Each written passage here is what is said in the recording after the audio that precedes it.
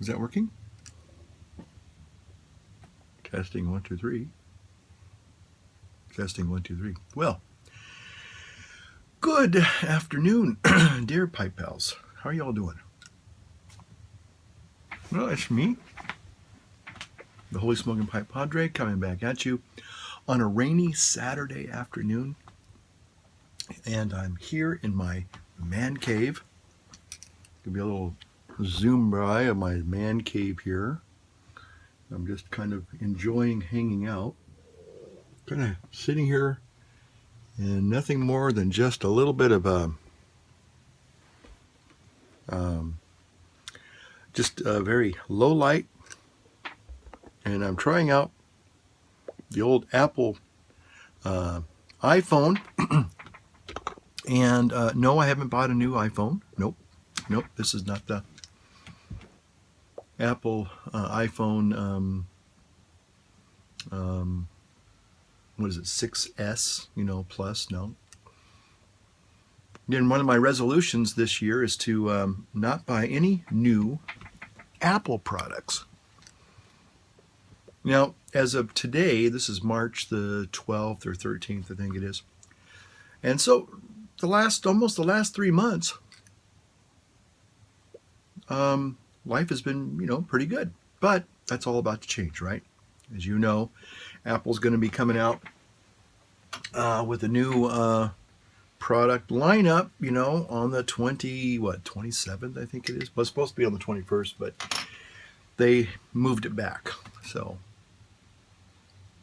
I don't know what's going on. Tim Cook didn't call me about that one, so your guess is as good as mine. Anyway, so I am just sitting here and I'm smoking a Canadian. This is one of my very first Dunhill Canadians. And I was inspired by My Monk Vlog, old Tom over there. My Monk Vlog. This is a beautiful pipe. A lot of my pipes I had restored about a year ago, and I moved, as many of you know, and so this is the first time I've probably smoked this in like 4 or 5 years. So anyway, I'm smoking in it some sweet Killarney, and I'm just taking a nice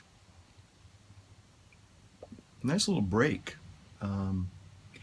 It's been real busy. We're still in the middle of Lent,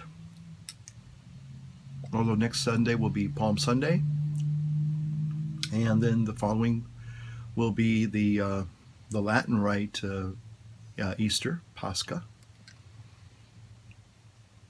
So I'll be talking to you a little bit about some of the things I'm doing. I kind of changed things up earlier in this week in regards to my Lenten diet. I had a couple of people make some comments, even on my pipe channel, which I thought was excellent. And so I just thought I'd share that with you a little bit in just in a moment. But anyway, I was looking at one of my older videos back from when I was in Good Shepherd and my other little environs. And I have to say, I kind of got a little sad because I remember really enjoying making lots of videos on my pipe channel,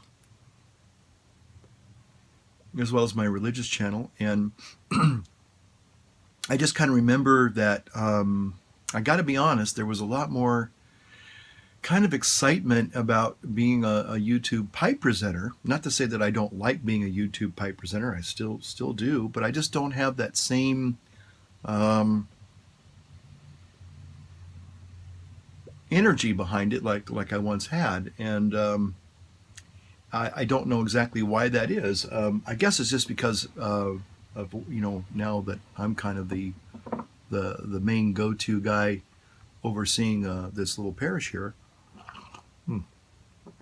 It kind of does take a lot of time, and I have to redistribute my energies accordingly. Some of you might say, well, you were a priest then, you're a priest now, what's the difference? I said, well, the difference is I was the number 2 guy. I didn't have to make all the big decisions, or at least deal with all the problems. And now, being the administrator, I have to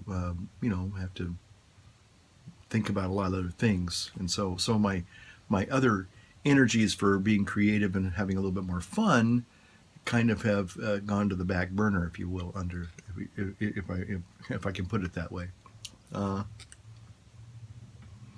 But I still, and plus it's Lent, and this is probably the first pipe I've had since Lent, and I guess I'm just only, I'm just enjoying the moment because it's been I wouldn't say super stressful, but it's been very, very busy the last few weeks, and it will even get more busy in as we move closer to Easter. But I had a couple of people make some comments and ask questions, and for some reason I just wanted to make a video today. I have a lot of things on my mind that I'd like to just talk about. But I am looking back several years ago on my videos, and I can remember, and again, part of this video is a little bit about a concept that Gary Poitier from Manchester brought up about the past kind of speaking to the present, and I'll kind of talk a little bit about that maybe at the very end.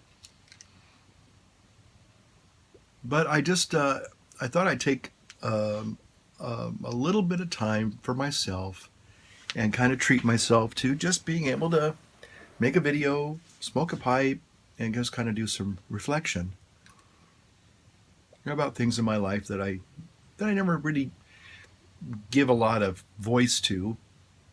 In real life, I just talk about, sometimes I just talk about these,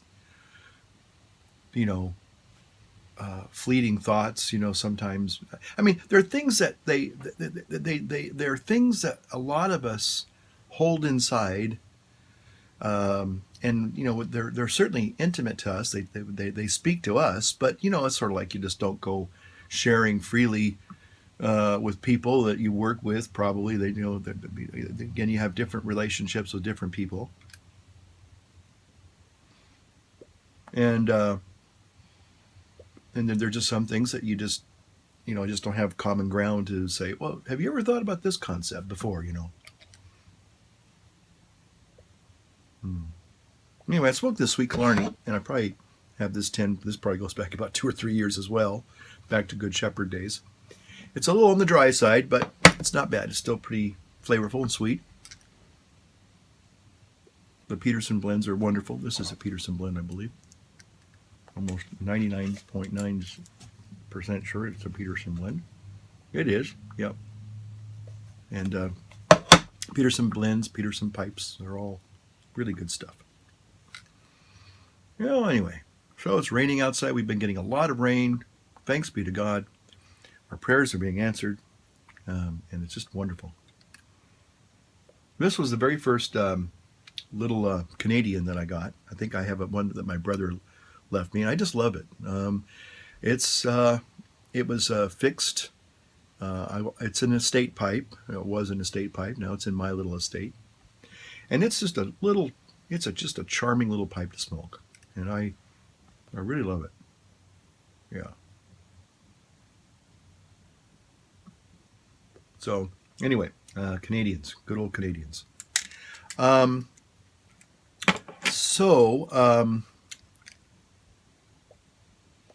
me get on with a couple of comments that people.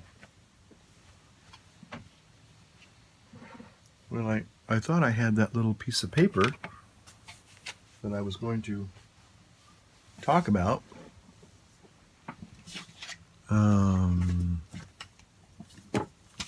I'm looking for this little piece of paper that I had written some notes down. Okay, probably have to do a little editing job. Be right back. Okay, I found my little note here.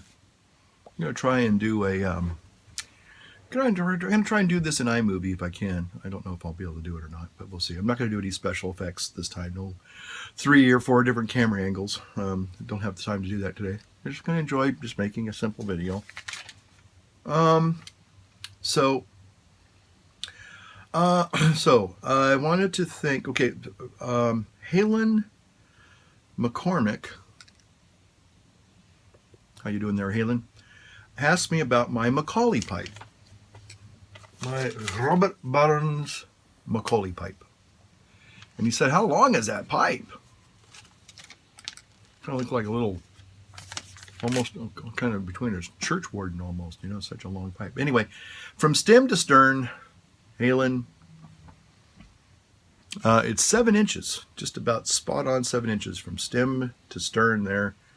So, and plus it is a little sitter. You can sit it down. I can show this here. Right here, it's a sitter. You can see that it just sits right there. Perfect. So hopefully you see that. There it is. So hopefully that answered your question there, Halen, about my Robert Burns Macaulay pipe. There you go. Okay. She's a good girl. Okay. I wanted to thank Martin Villian.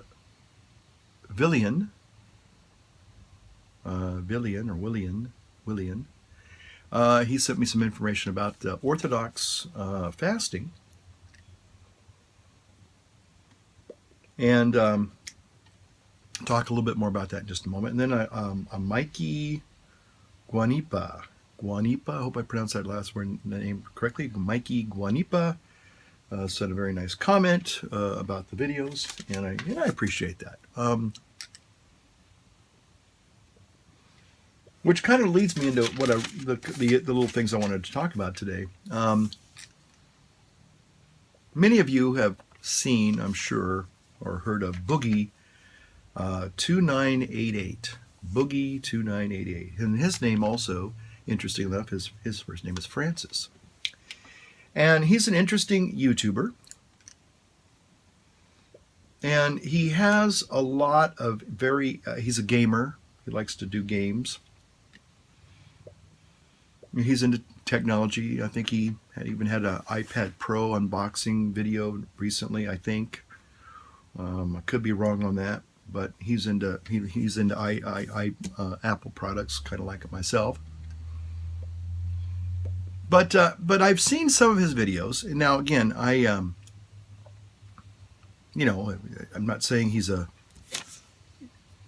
mean, you can check him out. Anybody can, you're free to do that. And he has interesting, and I have to say, very thoughtful videos from time to time. But he, two things that he talked about in one video, he's actually had several videos that I've actually really found very helpful and very interesting. But the one I just saw a couple of days ago, it kind of got me to thinking about things. And Boogie and iJustine and what's the other little gal's name? Little potty mouth gal. What's her name? Jenna Marbles, whatever. Marbles, whatever. I don't know what her last name is. But anyway, a lot of these people, and I'm finding out a lot more than I even imagined, are I guess you would say they're professional YouTubers. They're really, I mean, they make their living, being professional YouTubers. And I know I've commented on this a couple of times before, and but even the people that have, let's say, a following because of their philosophy, like the health people. A lot of the people that I watch for health videos, I'm finding out that a lot of these people, they're not just spouting off their philosophies or they're sharing, their love of whether it's veganism or the paleo diet or what have you.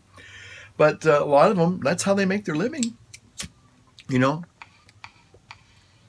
During Ryder and Freely the Banana Girl and Unnatural Vegan and all sorts of people, not only are they YouTubers, but they also make a living at being professional YouTubers. And so, and again, obviously, I am not a professional YouTuber, nor do I ever want to be. That's not I like just to share, again, if I could say, hey, look how beautiful that pipe is. Look at that. Look at that. That's a beautiful pipe. And I enjoy smoking it. And that's all it is. And we can maybe make some conversation. That's it. But anyway, so this Boogie was talking about some things that I thought were interesting. And a couple of the things that he talked about were, and as a professional YouTuber, he was talking about he has like exaggerated videos. They show him. There's one video. I mean, the reason why I point to him is because he can be very extreme. And again, I don't follow him really, and I only watched a few of his videos, so maybe I need to watch a little bit more to figure out what's going on. But there's some videos where he is like losing it over somebody drinking his Mountain Dew, or trashing an Xbox 360 or something like that with a guitar. I think I saw that one. But then the same guy will come on with these extremely thoughtful, articulate, and profound video talks. And it's like, wait a minute, is this the same guy? And so he was talking about this new, I don't know if it's a YouTube sensation called Angry Grandpa. And I guess there's a couple other things where they'll show people supposedly having these domestic squabbles. I mean, they're actually kind of blood curdling.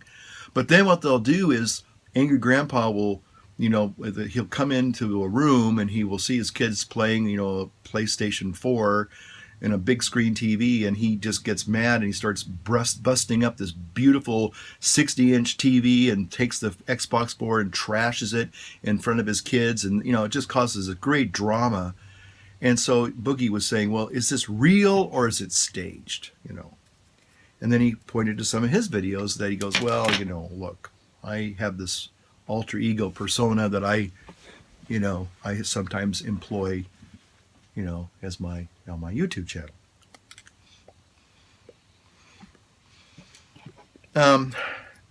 Actually, I think I even have a video where I do something kind of similar, but it's really tongue-in-cheek. It's the day I think I quit my pipes and I'm throwing them all into a bucket, and some people did not like that video.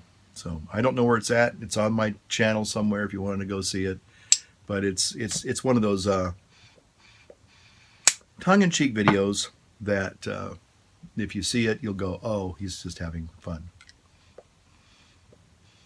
But nothing nearly as dramatic as busting up an iPad Pro, or, trashing, a new big screen TV, or, destroying a PlayStation 4, an Xbox One, nothing like that. But still, he raises a point that, a lot of YouTubers, he said, well, most YouTubers you see are how do you say it? They're not all that they appear to be, I guess that's what he was saying. He was saying most people, we're all putting out our best, trying to look our best and all that. And so what he was saying is, buyer beware kind of thing. You can't always believe what you see. So anyway, that kind of reminds me of, this whole thing about this paleo diet and in my diet period.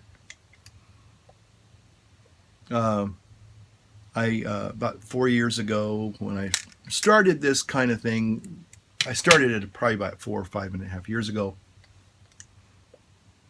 And I started this juicing thing.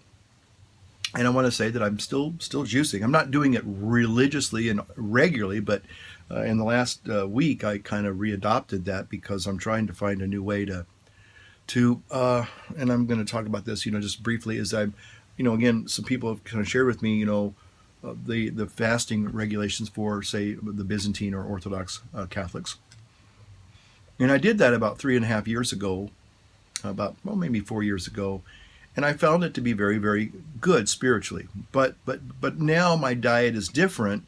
So to incorporate, or trying to incorporate, say an Orthodox / Byzantine Lenten fasting regulations, and even though I'm doing it kind of late in my own Lent, I'm trying to do it and it's going to be a bit of a challenge, but it's only going to be for 2.5 weeks, so I think I'll be okay.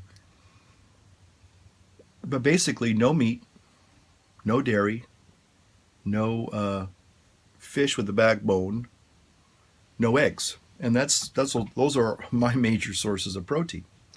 And if you want to stay paleo, or according to Mark Sisson in the Primal Blueprint, foot space or whatever, you have to avoid grains completely and most starchy carbs. So you're left with some challenges, but I think I might be able to find ways to get through the next 2.5 weeks safely. I'm almost at my 3-month mark of being completely off of sugar and refined carbohydrates. I basically do mostly vegetables. And again, I was doing some meats and occasionally some cheeses and heavy cream. My go-to drink was a Starbucks iced coffee with a lot of heavy cream in there. And that was almost a meal. That is a meal replacement drink for me. I could subsist on that for days, and that would be fine. I could certainly do that. In fact, I have done that. I've noticed that, again, the nice thing about a keto diet is that it really helps you get your appetite and hunger under control. I don't snack like I used to. I still eat some. I still eat. Most people think I don't eat, but I do.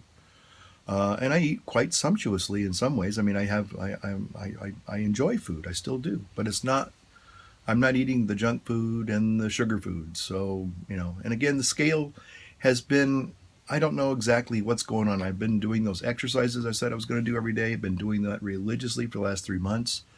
I see a little bit of tightness in the chest and the shoulders because of the pull-ups and the push-ups I do. But anyway, I digress. So the thing is that, when you see people on YouTube and they're sharing their experience with you, this Boogie guy kind of makes a point. He goes, you have to be kind of careful that you don't totally buy into what is being presented on many of these YouTube channels.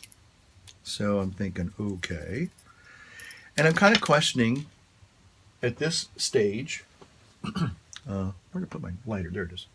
At this stage, some of the claims that people make in regards to health and fitness and diet. Let me go get a pipe cleaner and I'll be right back.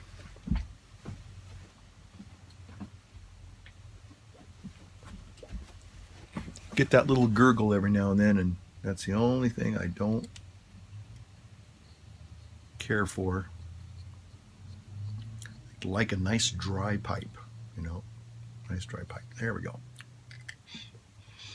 Okay, I took care of it. So, for example, Joe Cross and the guy who did the movie Fat, Sick, and Nearly Dead about 5 years ago, and again, powerful video, great video. And I believe a lot of that video is accurate. And I think the follow-up video was very honest because it showed the guy, the second guy, there was 2 guys. Joe Cross he was 310 pounds when he started. And this other guy, Phil Staples, was like 426, something like that. He was a big boy. And it was very inspirational because he lost over 200 pounds. And the last few videos of him in the movie, he looks fantastic. Okay, he's not lean and ripped, but where he was 2 different people. It was just amazing, and he made this transformation, and I'm really into that transformation thing. So, but then apparently I was reading a couple years later that the guy put all the weight back on, and I went, what? No way. Well, he did. And he certainly did weigh what he used to weigh, if you know what I mean. So the problem is that, but instead of hiding that, they actually did a follow-up video, another follow-up movie actually, and they talked about it. And they showed that Joe kept most of his weight off, although you can see he's got a little bit of a tummy now. He's not maybe as trim as he was at the end of the first movie, but he's not like he was 4 or 5 years ago, but he's got a little bit of a paunch now. He's not, he's like I said, he's not Mr. Six Pack abs, but for a guy he's about my age now, maybe a few years younger than I am. But the bottom line is that so these claims that people share in their diet and health videos, you got to not say that they're trying. Well, in some cases they are selling you things. I like Mark Sisson. He's kind of an inspiration to me. I think he's maybe 2 or 3 years older than I am. Now he's in his early 60s. But when I discovered him about 4 years ago, 3.5 years ago, I was like, well, this guy's awesome. Now, to be honest, a lot of these people have been healthy and fit most of their lives, most of their adult lives. They never really had to deal with obesity and being overweight. And here's the thing that I am discovering, and it just has to be said. It just has to be honestly admitted to, because if you're holding out hope for people and you're being less than honest, well, then that's not good, because then you're gonna injure somebody by what you say or what you purport to be all about.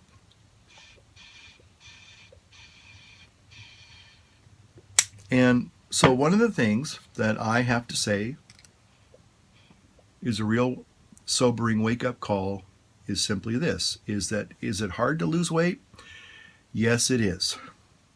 But it's a whole lot harder to keep it off. And the problem is that I don't know, it has to do a lot with probably metabolism and genetics. And although Mark Sisson's claim that you can kind of hack your DNA or your genetics and kind of, whatever you're predisposed to, you can kind of turn some switches on and some switches off genetically by your fitness and diet regime. And to a certain extent, I think that claim is true. But it's not a magic, recipe. You really have to work at. There's my little Mickey Mouse, my Apple Watch telling me did I accomplish a goal? You got to your stand goal. Okay, cool. You're supposed to stand 12 times a day. 1 hour, you're not supposed to be sitting 12 hours a day or 10 hours a day or 8 hours a day. So anyway, all I'm saying is that whether or not Boogie 2988 is right or whatever, but you do have to be careful what people are trying to promote. And the people that are promoting things, they also have a responsibility to be, honest with people. So, if somebody, a few of you, I'm not saying, not that I do it to get, accolades, but a few people said, man, you really have changed over the years. And they say, oh, you're an inspiration or whatever. And if I have been, great. But I want to be honest and tell you that it does take dedication. You can't just do it overnight. In fact, if you watch some of my earlier videos, I actually did lose 30 pounds in 1 year, but I gained it all back, the second year. And so it was kind of like, oh, shoot, But I understand that there's a lot that goes into this whole thing. And it's like my doctor says, you really got to make this quote unquote, I use the word diet in the beginning, you've got to turn it into a real lifestyle, because if you're looking at it as a short-term thing, it will be a short-term thing, and the results will be short-term as well. But if you look at it, and again, this is something that constantly has to be reevaluated almost on a daily basis, looking at things that work, things that don't work, being honest and saying, I didn't need all that cream in my coffee, perhaps. I didn't need 2 of those today instead of should have had just 1 instead of just 2. Trying to say, well, according to the science, it shouldn't matter. You have to look at what's really working with you. And part of it's challenging yourself. Part of it's being honest with yourself. But part of it is just, realizing that, there are some things that can change and some things that won't change. And being okay with that. So that was that was the thing I wanted to talk about as far as the diet goes and my ketogenic lifestyle, because it is pretty much a lifestyle. And there are a lot of people that are doing it. Again, I guess the thing I have a problem with more and more is not so much the diet, quote unquote,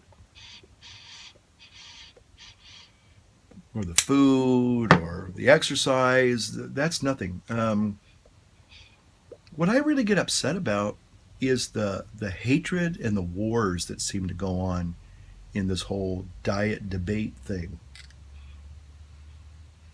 And there are just a lot of people who they're promoting their way of life, but they are doing it in such a hateful way. And some people try to defend it and say, well, they're trying to stand up for animals, and and animal cruelty is bad. And well, I have to say, and this may upset some of you, don't mean to, but I look upon animals as being given to us for food. Okay, now some people might just think that's horrible, and they might say, but Jesus never ate meat. Well, yes, he did. Okay, he was a pious Jew, and all pious Jews had to eat the lamb at Passover. That was part of the Passover ritual. You had to not only put you had to eat the lamb. Okay, you eat the vegetables with it too, just like any other meal we have, but you ate the whole meal. That is part of the ceremony. Also, after the resurrection, Jesus ate fish. He ate cooked fish. He says, "Do you have any fish here? Give me some fish." And they gave him some fish, and he ate fish after the resurrection. So he ate meat. So Jesus was not a vegan. But that doesn't mean that we are not good, humane people, and we have good practices. Hopefully, now again, commercial. This is the other thing too. We do have a lot of factory, whether it's factory farm fish, factory farm chickens, factory farm whatever. That is part of the agricultural business, and to me, I feel just this is a philosophical point that okay. What are you going to do with all these other animals that have been slaughtered and prepared for food? You're going to let it go to waste? So I feel that, I'm being responsible in eating the animals that have been prepared for human consumption. To not do that would be a real vulgar waste. So anyway, I know some people say, well, you're contributing to an ongoing, practice that's, bad. Well, that's your opinion, and I respect your opinion. But I disagree. That's all I'm going to say. I just disagree.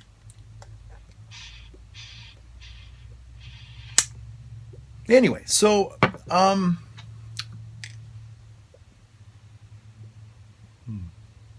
always found that the very last part of that bowl is usually the best. If it's a dry pipe,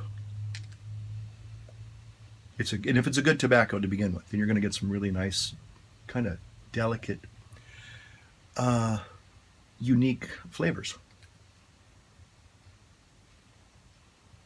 And it's like, oh, that's pretty good. I like that. Anyway, so then the last thing I want to talk about is something that Gary said.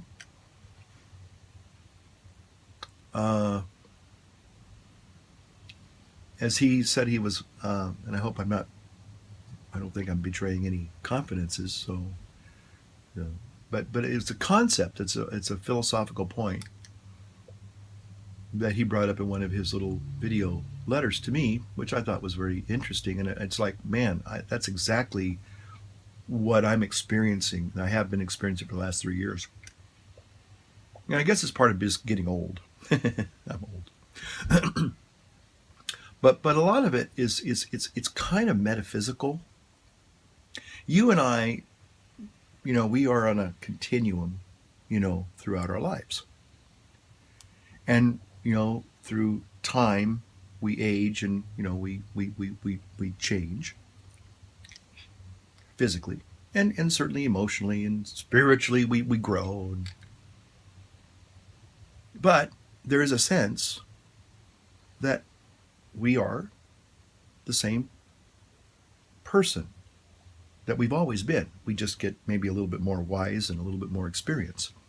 But my little 5-year-old self that was a little kid, 55 years ago or 54 years ago, I'm still that person. And one of the things that, especially once I started getting back into health and walking a lot, especially walking and running, and kind of getting my body reactivated, putting it back into action. Kind of like those old mothballs battleships, if you got to pull them out every now and then and put them back on the high seas and run them through their paces, right? Well, that's kind of where I've been at physically. And as a result of that, mentally and metaphysically, there's been intriguing moments where on a walk, maybe even a run, I will, and part of it has to do with our senses. I'll maybe run by a house and they're baking something or cooking something, and it will literally transport me back to feelings and experiences and memories that I had when I was, say, maybe 7 or 8 or 9 or 10 or 15 or 13, maybe even my early 20s. And it's emotionally, it's the same feeling. But now it's a feeling and a memory that I now it's now active again. It's now reactivated in my present. So that same feeling that I maybe had, or memory, not just memory, but feeling and experience, somehow it's the past speaking to that present. That past me kind of now coming together with the present me. And it's sort of like almost a three-dimensional metaphysical kind of a thing, if that makes any sense. It's just kind of a unique thing to be aware of. And Gary mentioned it in his comment was letting the past speak to your present, or letting your past superimpose upon your present. And there's a lot of reality in that. There's a lot of truth in that. Because I think it's sort of like we're constantly trying to put things in their proper order. I guess that's kind of the way we are.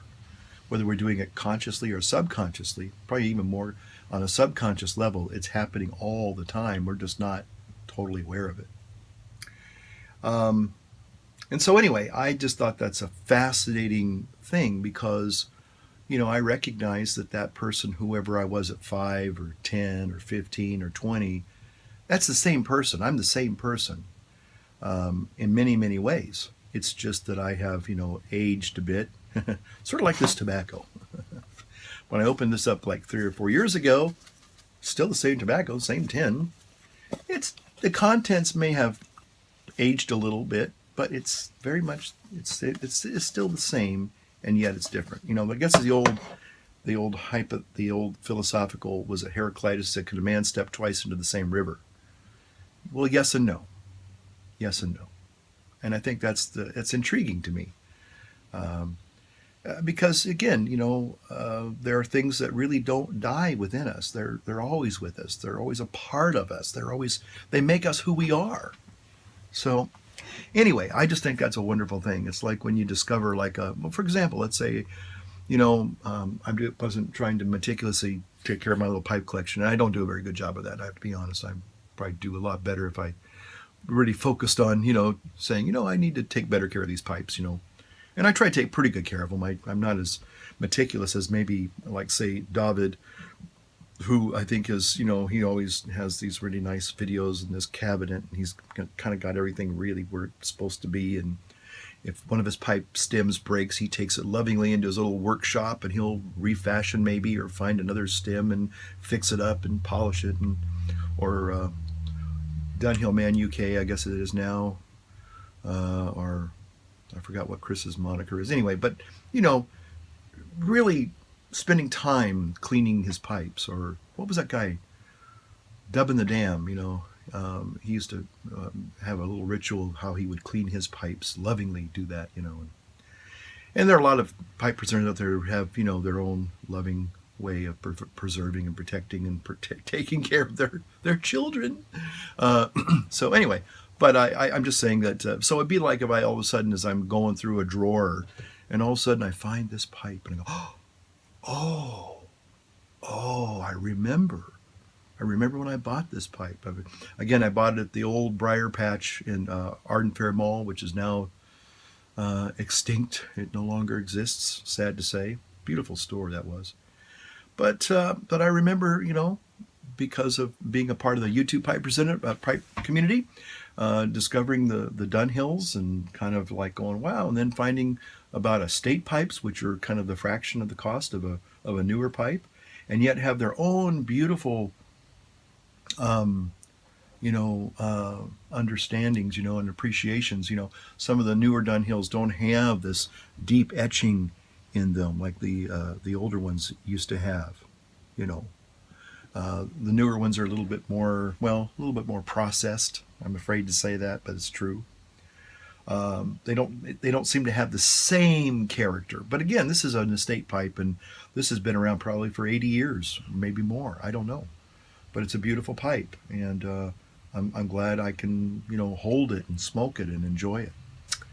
But again, it's the past speaking to the present, and I just think that's a fascinating concept. And I just wanted to share those concepts and thoughts with you today as I enjoy this pipe and enjoy this wonderful rainy Saturday afternoon with you. Well, pipe pals, all I'll say in closing is light up your world and light up your pipe.